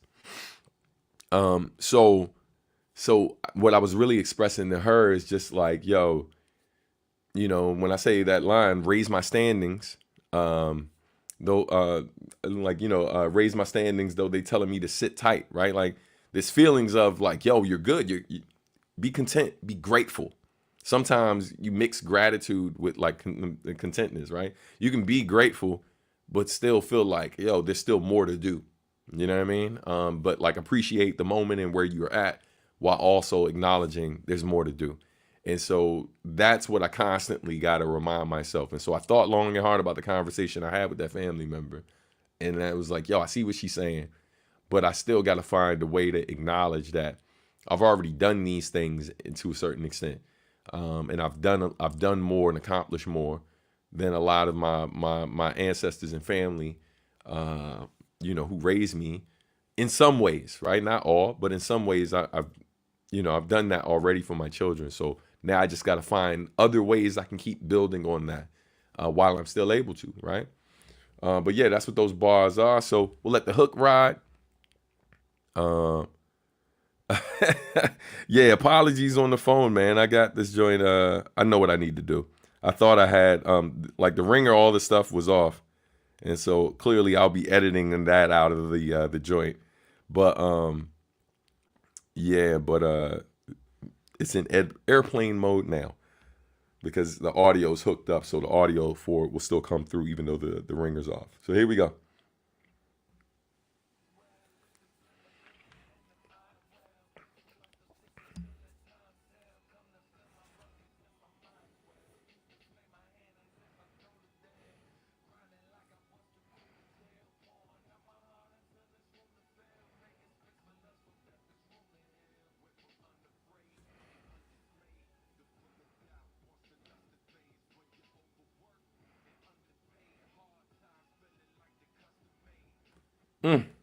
Man, listen. Went from unafraid and undismayed to full of doubt once the luster fades. When you're overworked and underpaid, hard times feeling like the custom made. Yeah, man, it's amazing how life works, right? Like when the whole peaks and valleys things. Like you can be on top of the world 1 second, and it's amazing how like once you start going through certain struggles, everything you accomplished before seems very irrelevant for at least a brief moment. And it's really easy to lose sight of how much you've done and how blessed you really are once things start to get a little shaky. And and I think a lot of us deal with that, man. And some of us are, I think, more equipped to deal with it emotionally than others. Part of what's helped me over the years, and my wife knows this, like, whenever we've gone through periods of time where money's real tight, because you can be somebody, you can still be someone who makes a lot of money and still be broke, right? Like, broke doesn't necessarily mean you're homeless, doesn't mean you're out in the streets and stuff like that. It just means that at that particular moment in time, you don't have any money to spare, right? Like accounts are super low. If anything happens or whatever, if you don't have money saved up or you don't have certain investments or whatever put in place or whatever, it's easy to be in a situation where you could be making thousands of dollars every 2 weeks, right? Like have a great paying job, this, that, and the third, but have a ridiculous amount of bills and debt that outweighs the amount of money that's coming in. That's still more than what most people make. And so, but something that has helped me a lot, I guess over the years, is also recognizing what I've come from, right? And like when things get bad and stuff, I have my low moments, and then I sometimes got to remind myself, like, bro, 13 bedroom, man, 13 bedroom, 13 people living in a 3-bedroom apartment. At one point in time in our life, we had 13 of us living in a 3-bedroom apartment. My siblings, their kids, my mom, anybody in our family who was in hard times, like, was living with us at one particular point, and everybody was hitting hard times around the same time. So we were all in this little apartment off Bright Sea Road in PG County, Maryland, for those who know. And so, I have times where I reflect on that time and how difficult it was, and what that situation was like, just as a reminder that it feels bad right now, bro. I know it feels bad, but you remember what that was like, right? You remember what that was like. And so you just taking the time to remind yourself what you've made it through.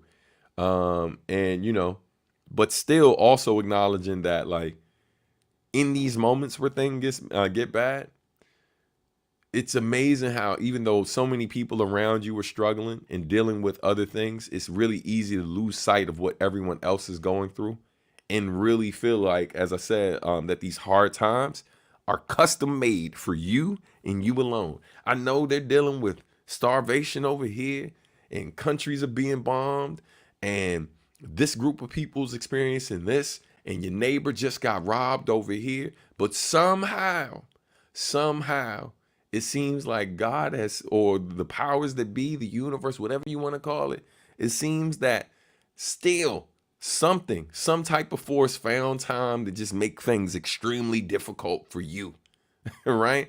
And it feels like, it's like, yo, am I being targeted? Like, what did I do to deserve this? All of this stuff, this it's you just compounding all of these negative thoughts, right? And yeah, man, it's really easy to slip into that, man. And I feel for anybody who's gone through that, because I'm guilty of it. And shout out to our family member and friends who sit there and listen to us bitch and moan about that stuff 30 minutes, an hour, whatever, just listen to us like wallow in pity and be in that negative place. And God bless any of them who are able to stick around through that and see us through the other side of that. But yeah, man. Yeah, let's keep it going. And I appreciate y'all for sticking around, man. I know it's a lot, but I put a lot into writing these lyrics. So needless to say, you should expect the breakdowns to be fairly lengthy.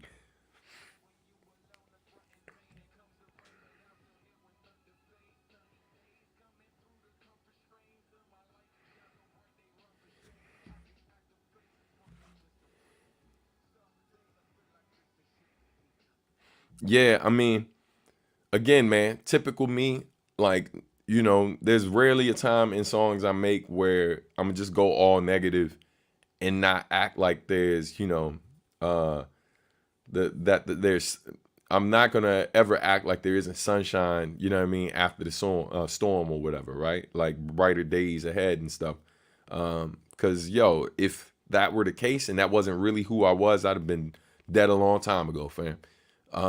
That's why I'm still here. So, you know, in this joint, in that particular section, it's that whole, I start to talk about that confidence that comes and goes too, right? Because there are moments where, like I said, man, where like my wife and I'll be going through it, and then I'll say 13 people, 3-bedroom apartment. You know what I mean? Like, this is bad. This is really bad. But yeah, I know something great gotta be coming. Something great got. This ain't shit, man. This ain't shit in the long run. We're gonna be laughing about this in a couple of days. Hopefully a couple of hours. Right? Hopefully tomorrow at the latest, we gonna be good. We in the shit right now, but we'll be all right. And so yeah, man, that I can't remember who said it, but they were saying, like, to be an artist, to be a creative, to be anybody who has a vision, who has a dream, and you want to see that through, you got to be a bit delusional, right? And so, like, when you're really, really down and out and shit is really bad, like, it's looking terrible, fam. I can think of a ton of situations. I'm an old head at this point, so I got a million stories. So I ain't gonna trouble you with another one right now for these particular bars. But like, yo, you survive so much that, like, man, you learn to believe in yourself and believe that it will be okay. But one of the things I've learned, and I said this to one fan who wrote me, and we were talking back and forth, and I could tell they were dealing with a little bit of depression and was talking about, like, self-harm and things like that. And one of the things I said was, like, things can only get better if you stick around. You know what I mean? Like, like, things don't get better if you give up today. Obviously things can't get better. You know what I mean? Like, you've decided to pull the plug on the game, like, it's over, right? But, like, I think a lot of people give up because they feel like it's gonna get worse, so they never give it a chance to get better because they're scared that it's gonna be worse. And I think some of the things I've experienced, when I'm lucky enough to remember them on certain days, I'm able to remember that I've been through worse. And so that's why I can say, it was like, man, this ain't shit. It feels bad. It feels really bad. And don't let my sense of confidence in this moment tell you that it's not bad. I'm just saying I've been through worse and I'm going to be okay. And so it's just like, so when a bill's late and you're stressing and they talking about canceling this or whatever, like I got to have a moment to be like, yeah, but nobody's shooting at me though. And then I can laugh now and that just sounds wild. But in real life, if you've been through that, if you've been held at gunpoint, you've seen people shot in front of you, you've had like some really wild experiences. Like I've had some wild life experiences. Stuff that I like just based on conversations I had with people. I'm like, yo, I feel like you only partially listening to like my stories and my music when I tell you when I like, fam, I seen some shit. So this is light work. This is light work. And I'm just happy that in this moment I feel that way because I don't always feel that way. You know what I mean? But yeah, that's what those bars deal with. Real quick before we keep it moving. Let's celebrate my man who is showing love. Shout out to Josh. Do we have 3 hours left? Apologizing for feeding the streets. Come on, fam. We're good. Hey, man. Appreciate you, good brother. You get 2 applause for that. Thank you, man. Appreciate you. Shout out to all of y'all who support in the various ways that you can, man. I appreciate it. Thank you, Josh. Colin says, thank you for the dissection. I'm late because of work, but I felt that. I had this album on repeat for about a week now, man. Yeah, that's what's up, man. Thank you for supporting my brother Marcus. And supporting the channel, man, and for being here. But let's keep it going. We're almost there, y'all. We're almost there.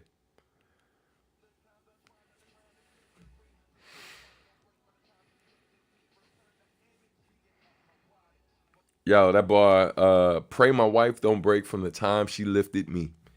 Hey, man, if you got anybody, wife, girlfriend, boyfriend, husband, significant other, child, anybody who lifts you up, man, be grateful. And when you're being grateful, when you're sending prayers up for them and or you're thanking them, like, be mindful of the wear and tear that sometimes comes with being there for you, right? It doesn't mean that you be so mindful that you don't tell them what you're really going through, right? I'm grateful, like, my wife isn't just my wife, she's my best friend. Yeah, man, like I'm grateful that I've gotten to a point where like when I'm really down and thinking like crazy thoughts, I'm comfortable enough to tell her what I'm really feeling and not sugarcoating that shit. But I'm also terrified. It's hard in those moments to not be a little terrified about like, I just pray she never breaks or reaches a breaking point because of the things I'm telling her, right? Because that's kind of like your worst fear. It's the whole reason why you don't tell people what you're going through. You're scared of how they're going to respond. You're scared that they're going to leave. You're scared that it's going to create problems for them. And so then you don't tell them what you're really going through. And they find out when shit really hits the fan and shit is on the verge of breaking down, or like we've seen in some cases where people unalive themselves and the people around them don't know that they're down that bad until those things happen. And so that's not something I ever want for the people I care about most.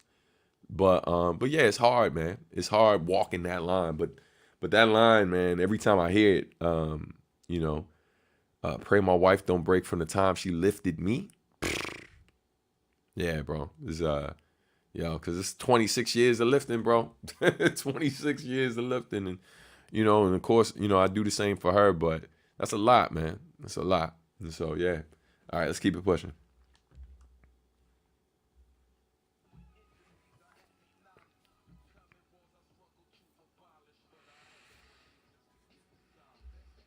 Yeah, yeah. return that energy and up my wattage while dealing with injuries I hadn't acknowledged. You know, just the whole idea of, you know, you can't fix a problem you won't acknowledge. Like if you don't recognize that this problem exists, it can't be fixed, right? So when people talk about therapy, talk about talking to somebody, getting help and stuff like that. I'm not saying therapy is the answer to everything, but it's clearly helping some people. That's something I gotta get back on or whatever, and finding someone new to talk to and all of that for myself. But you know, like talking about the walls we build up that we struggle to abolish and break down and stuff. And but then that part where I was like, ultimately talking about these walls we build up, but the whole idea of breaking through these walls, these barriers and stuff, these breakthroughs that we make, and the solace and the peace that's on the other side of it. I feel like a lot of why I've been able to change my life and be somebody that hopefully is helping other people change theirs for the better. It's largely because of the breakthroughs I've had to make in my personal life and the strength I've had to find in my weakest moments to lift myself up so I can then help lift others as I climb. You know what I mean? So, but yeah, man, that's the joint. I'll let the rest of the song ride out. I hope y'all appreciate the breakdown. I hope this song, some of you connected with this song on a deeper level and stuff, and to those where it's just it's just a cool song to listen to. I appreciate y'all too. But man, thanks for dealing with the breakdown, or listening to the breakdown, I should say. Thanks for listening to the breakdown. But here is the rest of Room to Heal, produced by Marcus D, from his new album, The Keeper. Here we go.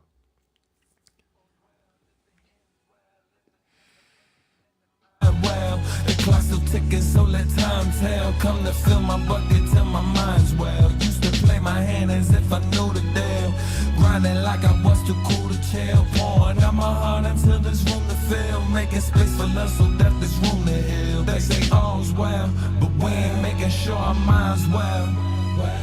They say all's well, but we ain't making sure our bodies well.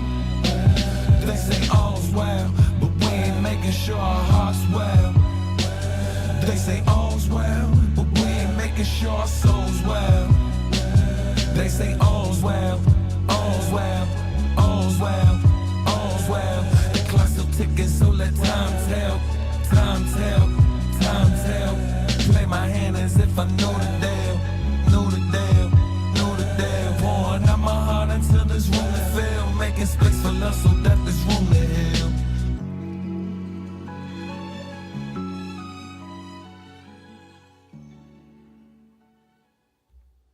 Man, about to go into another Marcus joint. Man, shout out to Marcus D, man. Amazing producer. Shout out to any producer, man, who's, making tracks, making instrumentals, making beats for folks that are making them reach a bit deeper when they write, you know what I mean? But yeah, man. Man, I appreciate y'all, bro. Soul Tiger says, no worries, OG. By the way, kudos for always keeping it real with your audience. Hey, listen, man, y'all have been one of the greatest fan bases that I think that anyone could ask for.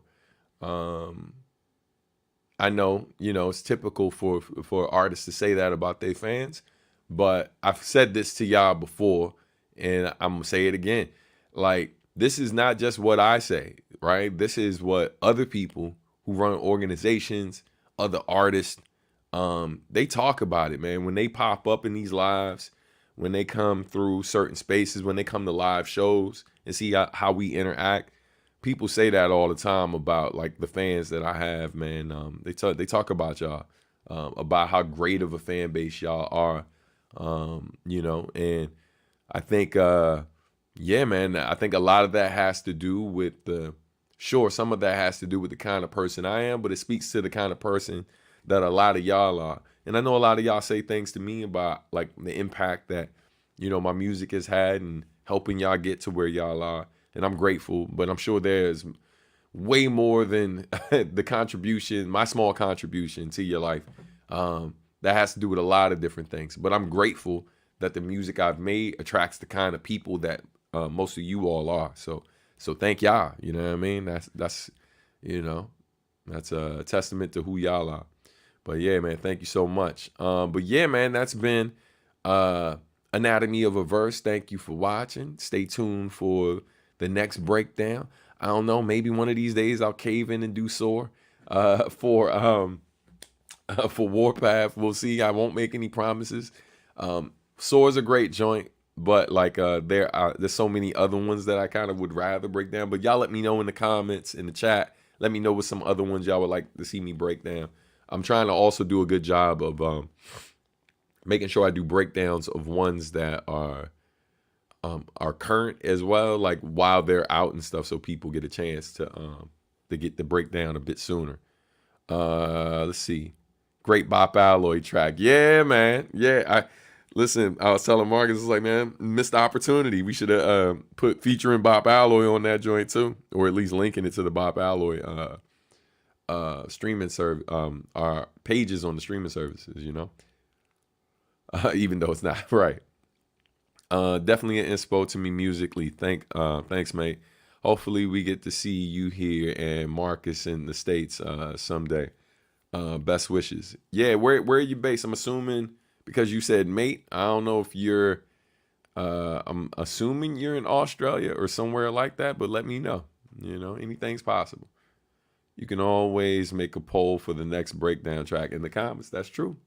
That's true. So let's all right, let's see. Let's do that right now. We'll close out with it. So boom, boom, boom, boom, boom. Start a poll. So we got one recommendation to do Soar. All right, so we're gonna say next Anatomy of a Verse. So we got Soar. All right, y'all let me know right now, for those of y'all who are still here, let me know what other song you would like to see me break down. All right. Again, if you are watching right now, let me know what other songs you would like a breakdown of. We got Soar.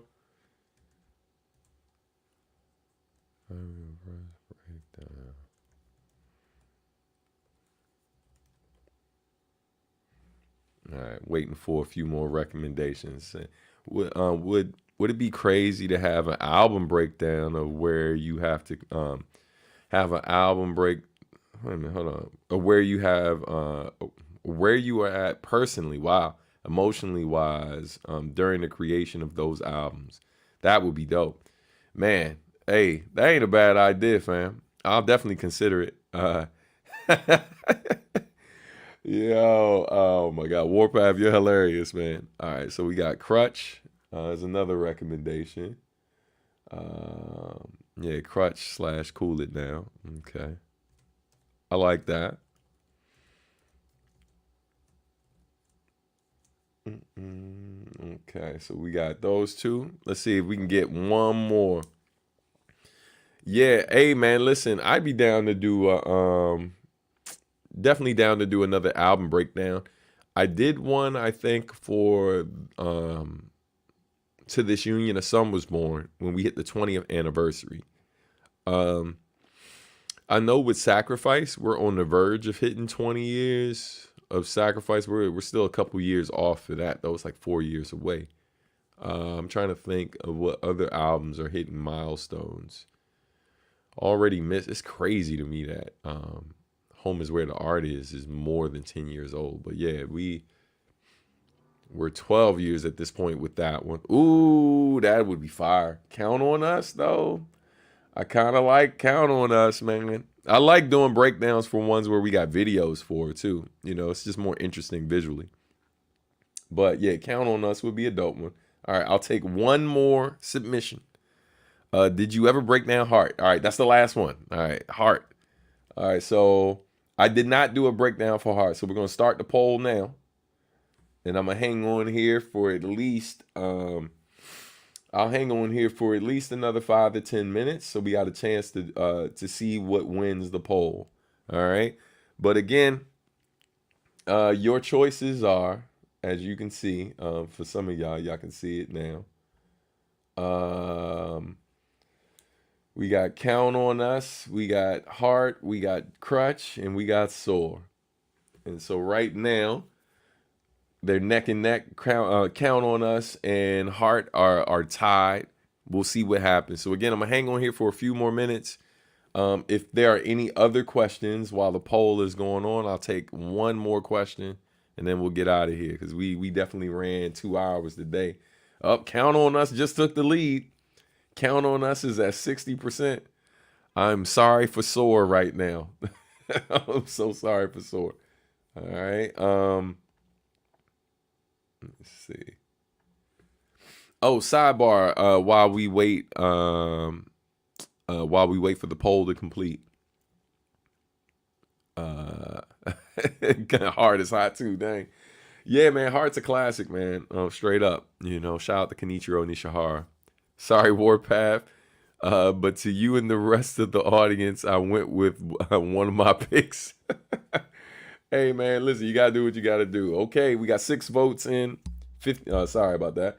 6 votes in. 50% are for Count on Us. And 33% for Heart.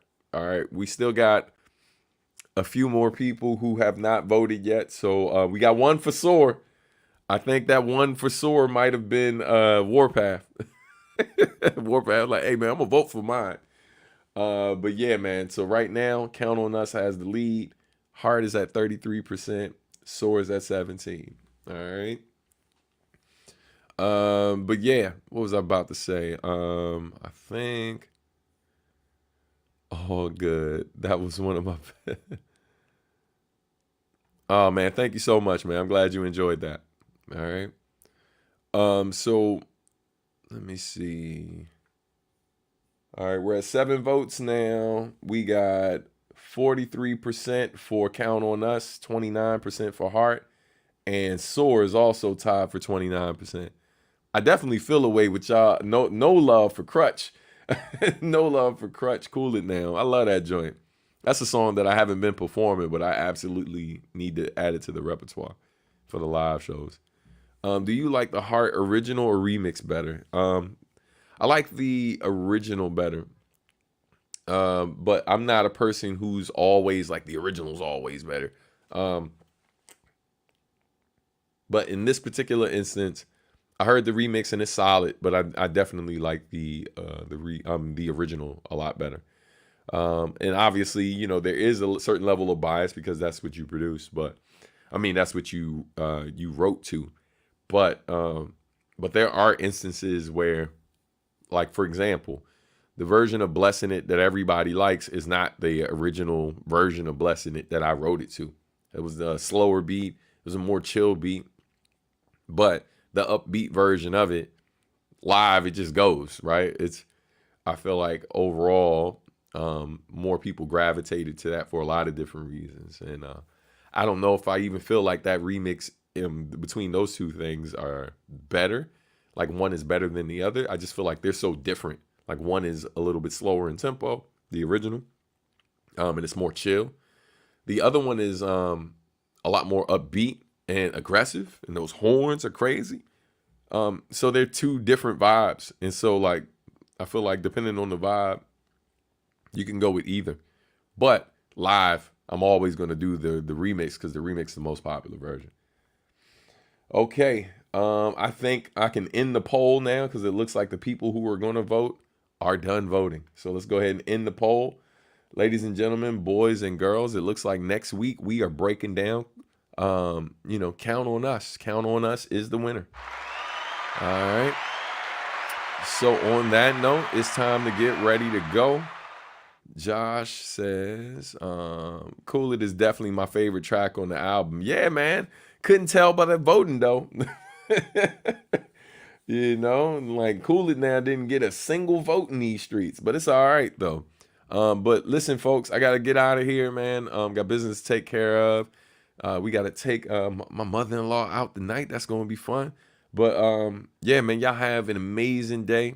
Y'all be safe out here. Have a great weekend. Peace to you, your family, all of that. If you have not signed up for the Discord channel yet, make sure you do that. Let's make, yep. So yeah, man, if you want to sign up for Discord and become a member, go ahead and do that. The link is in the chat right now. But yeah, man, thank y'all so much for the continued support. Also, the store is officially live right here under this video. So we're gonna test that out. We'll see how it goes. My samples should be coming in soon, so I'll be able to confirm the quality. I know Spreadshirt in the past has done really good work, but this is a different store than, as I mentioned before, a different store than what I normally use. So it may be a little different than products that you've gotten in the past. But again, man, y'all have a great one. Colin says, if I could, I'd vote them all. Have a good one, man. Peace to you too. All right. Thanks for the poll and the verse breakdown, Stan. Enjoy the weekend, everyone. Peace, family. Damn, just missed you. Have a good rest of your day. You too, fam. You can always watch the replay a bit later, or just run it back right now. All right. Cool it down. Don't need a breakdown. Cold as ice. I fully understand what my ears are consuming. You know what's cool about the breakdown? Because some of the songs are like pretty straightforward, like the one I just did. But a lot of the ones when I do the wordplay stuff, right? Like certain references and like going a bit deeper and stuff with the little punchlines and all of that. There's like some subtle stuff and Cool It Down too that maybe most people don't necessarily know what that is referring to. Just saying. So it could be a cool breakdown at some point. But we'll circle back someday for when that song has more fans. Anyway, on that note, I'm out of here. Y'all take care, man. Have an amazing weekend. I'll see you soon. Talk to you sooner. Y'all be safe, y'all. Peace, peace, peace.